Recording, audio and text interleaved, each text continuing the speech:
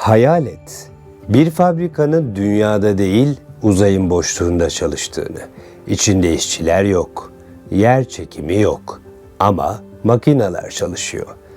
Ve burada üretilen ürünler tekrar dünyaya geri gönderiliyor.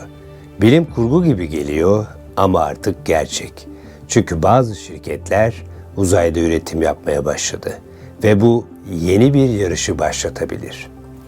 Uzay sanayisi. Neden uzayda üretim yapılmak isteniyor? Dünyada her şey yer çekiminin etkisi altında. Ama uzayda mikro yer çekimi var. Bu ortamda sıvılar farklı hareket eder, kristaller farklı oluşur, materyaller daha saf üretilebilir. Bu yüzden bazı ürünler uzayda çok daha kaliteli üretilebiliyor. Özellikle ilaçlar, fiber optik kablolar, yarı iletken çipler. Bu ürünlerin bazıları dünyada kusursuz üretilemiyor. Bu alanda en dikkat çeken şirketlerden biri Varda Uzay Endüstrileri. Bu şirketin hedefi çok ilginç. Uzaya küçük kapsüller gönderiyorlar. Bu kapsüller dünya yörüngesinde dolaşıyor, içinde kimyasal üretim yapıyor, sonra tekrar dünyaya geri dönüyor. Yani aslında uzayda üretim yapıp ürünü geri getiriyorlar.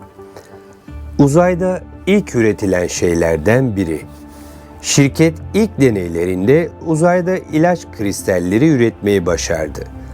Örneğin HIV tedavisinde kullanılan bir ilacın kristalleri uzayda üretildi. Çünkü uzayda oluşan kristaller daha düzgün, daha saf, daha stabil olabiliyor. Bu da gelecekte daha etkili ilaçlar üretilebileceği anlamına geliyor. Bu sadece ilaç değil. Bilim insanlarına göre uzayda üretilebilecek başka şeyler de var. Süper hızlı internet için fiber optik kablolar, çok hassas optik lensler, yeni nesil bilgisayar çipleri. Çünkü uzay ortamında toz yok, titreşim yok, yer çekimi neredeyse sıfır. Bu ortam bazı teknolojiler için mükemmel üretim şartları oluşturuyor. Uzay fabrikaları çoğalabilir. Şu anda bu teknoloji henüz çok yeni ama bazı uzmanlar gelecekte yörüngede onlarca hatta yüzlerce fabrika olabileceğini düşünüyor. Bu fabrikalar uzayda üretim yapacak, ürünleri kapsüllerle dünyaya indirecek ve böylece yepyeni bir ekonomi ortaya çıkabilir. Uzay ekonomisi. Gelecek senaryosu.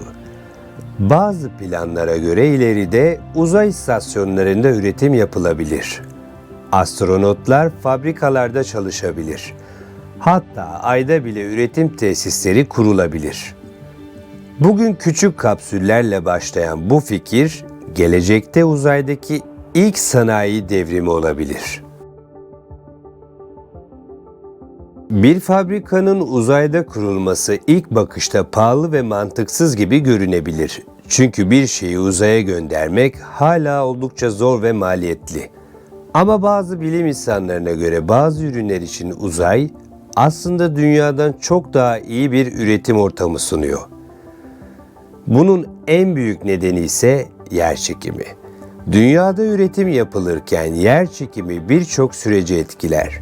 Sıvılar aşağı doğru çöker, gazlar yukarı çıkar. Bazı kristaller ise kusurlu oluşabilir. Ama uzayda durum tamamen farklıdır. Mikro yerçekimi ortamında maddeler çok daha dengeli ve simetrik şekilde oluşabilir. Örneğin bazı ilaçların üretiminde kullanılan kristaller uzayda çok daha düzenli büyüyebilir. Bu da ilacın daha etkili olmasını sağlayabilir. Aynı durum fiber optik kablolar için de geçerli. Fiber optikler internet altyapısının temelini oluşturur. Ama dünyada üretilen kablolarda küçük kusurlar oluşabilir. Uzayda üretilen fiber optik kabloların ise teorik olarak çok daha hızlı veri taşıyabileceği düşünülüyor.